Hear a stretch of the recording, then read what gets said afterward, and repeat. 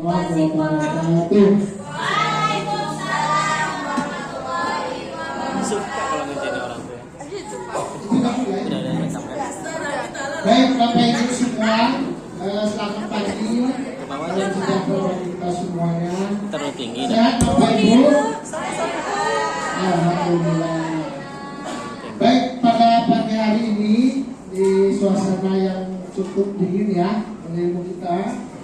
Pada pagi hari ini saya bersama Pak Agus ini adalah mendapatkan tugas dalam pelajaran pembelajaran mendalam, yaitu satunya pengibasan ataupun sosialisasi mengenai pembelajaran mendalam yang telah kami dapatkan pada pelatihan beberapa minggu yang lalu.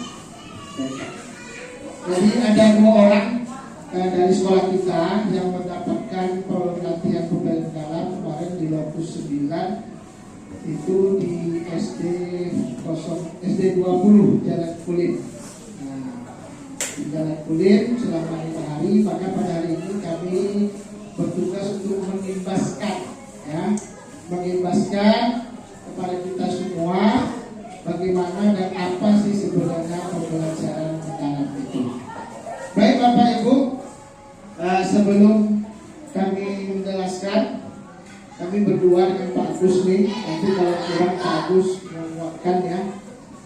Baik Bapak Ibu, untuk lebih semangat, coba kita tes dulu apa kabar hari ini kita, ya.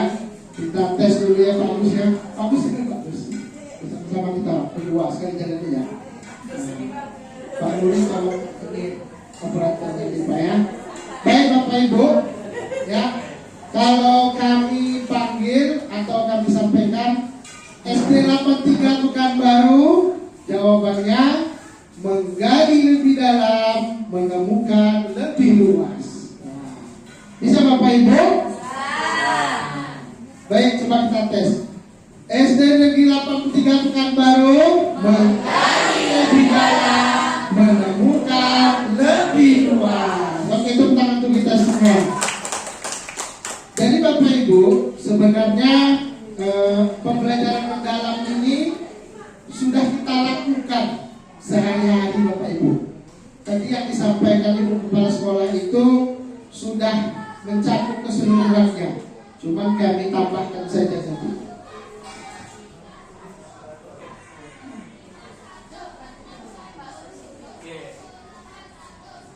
Ya, jadi prinsip dasar pembelajaran mendalam ini ada 2, PPT dan PBB. Sebenarnya masalahnya yang pertama PPT. Nah, pola pikir tetap. Kenapa Bapak Ibu? Mohon maaf sekali saya sampaikan, menurut pemerintah, apalagi Menteri Pendidikan Pak Abdul, itu masih banyak guru yang memiliki mindset stagnan atau PPT tadi. Pola pikir tetap, dalam bahasa kasarnya tidak mau berubah ke arah yang lebih baik. Maka ditemukan kasus ini, maka dicari solusi. Apa solusinya? PPB, pola pikir berkembang. Jadi pemerintah saat ini mengupayakan bagaimana pemikiran atau pola pikir guru-guru di Indonesia yang stagnan tadi berubah menjadi growth mindset, artinya pola pikir yang lebih berkembang tadi, ya kan? Lebih ke arah berkemajuan. Jadi biar nanti dunia pendidikan kita itu tidak hanya seremonial saja, tetapi harus ada 3 Bapak Ibu. Ya bagus kan? Pembelajaran terus 3 Bapak Ibu. 1 bermakna, 2 berkesadaran, yang 3 menggembirakan. Inilah dia meaningful, joyful, meaningful tadi, ya kan? Pertama berkesadaran.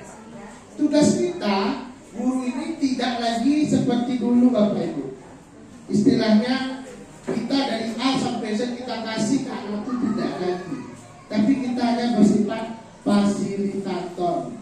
Kita sajikan materinya, mereka sendiri mengembangkannya dan menemukan solusi terhadap masalah dalam kehidupannya berdasarkan pengetahuan yang kita berikan di kelas, maka kita fasilitasi. Di sana tumbuh berkesadaran tadi. Jadi anak itu sadar bahwa yang dia pelajari ini bermanfaat untuk kehidupannya yang akan datang dalam kehidupan nyata. Contoh seperti yang disampaikan itu tadi mengenai mata uang, gitu ya. Nah, anak itu jajan di kantin terkadang bagi kelas rendah tidak tahu uangnya berapa. Kemudian ini dapat beli apa saja. Nah, melalui pembelajaran mendalam kita akan menciptakan bahwa anak itu sadar bahwa uang ini penting dalam kehidupan sehari-hari sebagai alat tukar menukar menunjang kehidupan kita sehari-hari. Nah, itulah yang kita upayakan melalui pembelajaran berkesadaran dan bermakna. Ya kan? Bermakna ini seluruh materi pelajaran itu kita kaitkan dengan kehidupan kita sehari-hari. Itu dia Bapak Ibu. Jadi yang lebih konkret contoh-contohnya apa umpamanya lingkungan, belajar tentang pencemaran lingkungan misalnya dalam IPAS, langsung kita bawa anak itu menjaga lingkungan sekolah kita, ya kan? Langsung bagaimana kita observasi lapangan, memilah sampah organik dan non-organik. Nah, itu salah satu upaya menyelamatkan lingkungan kita. Itu termasuk pembelajaran keras. Biasanya sehari-hari kita sudah lakukan ini, tapi mungkin kurang bermakna. Nah, perlu di sana joyful. Bagaimana menciptakan pembelajaran yang mengembirakan, ya kan? Disitulah berfungsi ice breaking, strategi pembelajaran yang menarik minat bakat keterampilan siswa ataupun murid ya. Kemudian apalagi berpikir kritis menjadi salah satu 8 dimensi urusan itu harus timbul. Kenapa? Pembelajaran itu dirancang supaya berbasis proyek, bukan hanya P5, tapi bisa PBL, PCBL dan segala macamnya. Nah, itu dia. Nah, ini tadi sudah disampaikan Ibu juga ya. Pola pikir tetap berkembang itu bedanya ini. Kalau tetap itu lebih pesimis Bapak Ibu, ya kan? Nah, saya yakin sekolah kita tidak ada lah. Semua mau berkembang ya Bapak Ibu ya. Karena kita sudah memiliki potensi-potensi, ya kan? Kalau kita ada guru penggerak yang sudah mengembangkan potensi dan kemampuannya, ya kan? Harus kita berkembang. Tapi kalau orang yang PPB tadi, dia ke depan kita harus bisa. Kenapa orang lain bisa kita tidak bisa? Nah, dicari solusinya. Beda dengan orang yang PPT, dia lebih pesimis dan segini aja. Nah, itu yang harus diubah Bapak Ibu. Mindset kita tadi. Nah, next Pak. Nah, ini dia mengenai pola pikir bertumbuh dan berkembang ya. Apa perbedaannya itu sudah tadi kita bahas juga. Bagaimana bedanya orang yang pola pikirnya stagnan ya, itu justru mengkhawatirkan perkembangan dunia pendidikan. Artinya khawatir akan ada saingan baru. Nah, kalau saing itu agak bahaya itu. Itu PPT.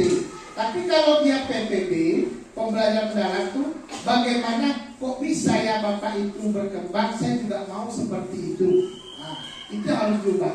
Ya Bu ya? Itu yang harus kita ubah. Dia bisa kita manfaatkan. Oh, Ibu ini pintar di bidang matematika. Kita buat proyek berbasis matematika.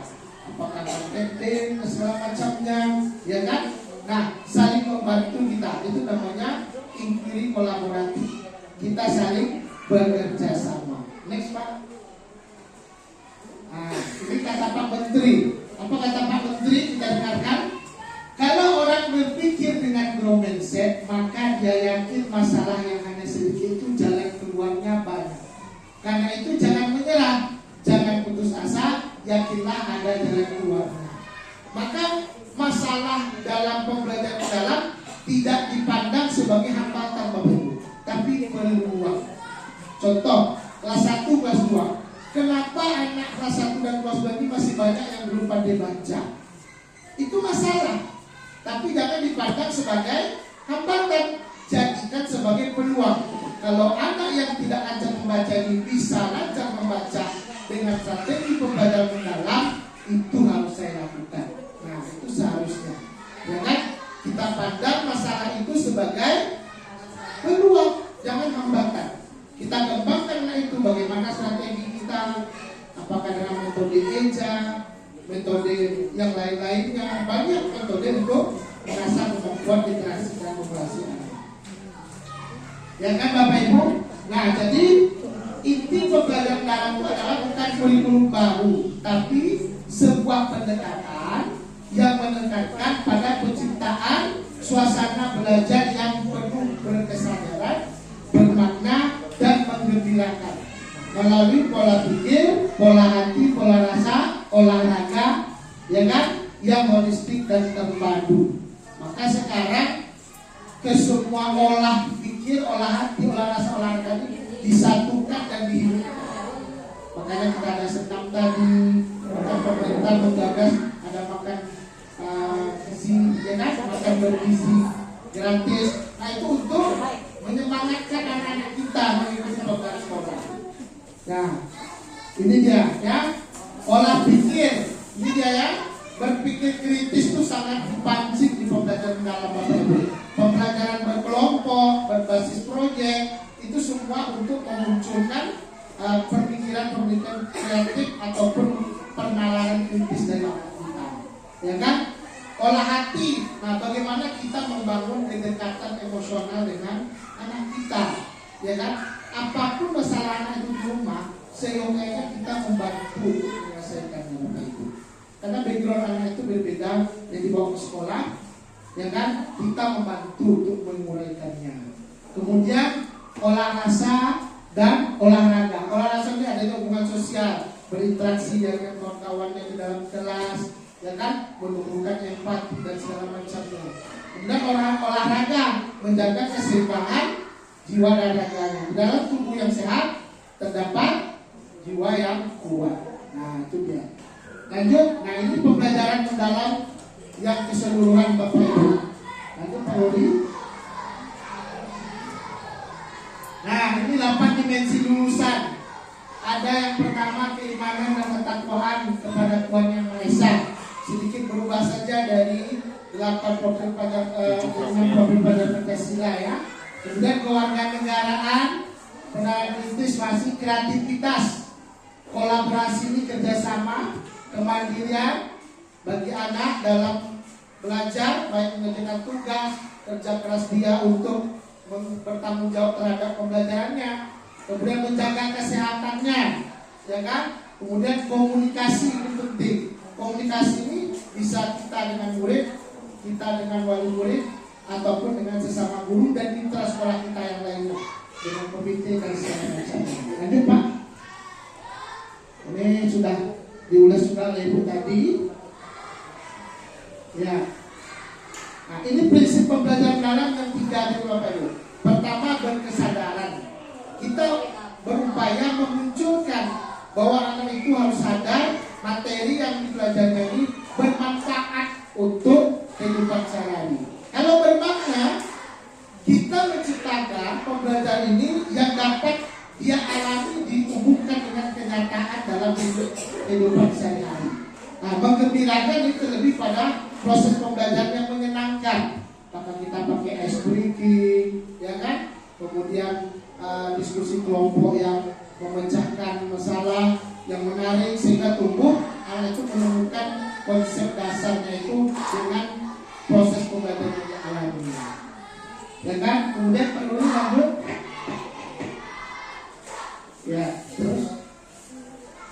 Nah, ini pengalaman belajar. Pengalaman belajar dalam pembelajaran dalam ada 3. Pertama, memahami. Nah, memahami ini kita dudukkan konsep dasar materi yang ada di dalam pembelajaran kita. Kemudian mengaplikasikan, anak melakukan materi itu dalam kehidupan sehari-hari. Dan yang ketiga, merefleksi bagaimana capaian tujuan pembelajaran sudah tercapai apa belum. Nah, ini dia Bapak Ibu. Itu 3 prinsip penerapan pembelajaran mendalam. Yang pertama tadi memahami, kemudian mengaplikasi, kemudian merefleksikan. Ini harus jalan ketiga-tiganya, Bapak. Ya, ini ya dapat kita lihat karakteristiknya. Nah, ini ya. Nah, baik, ini kerangka pembelajaran mendalam. Untuk kerangka pembelajaran ada 4. Nah, mungkin nanti akan disambung oleh Pak Agus. Ya, Pak Agus. Ada 4 kerangka pedagogis, kemitraan pembelajaran, lingkungan belajar, dan pemanfaatan digital. Nah, ini mungkin akan diulas oleh Pak Agus. Pak Agus, kami silakan.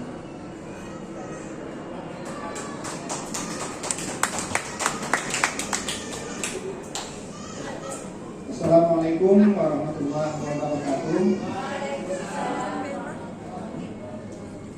Bagaimana Bapak Ibu? Apakah masih bersemangat? Semangat pagi. Ya.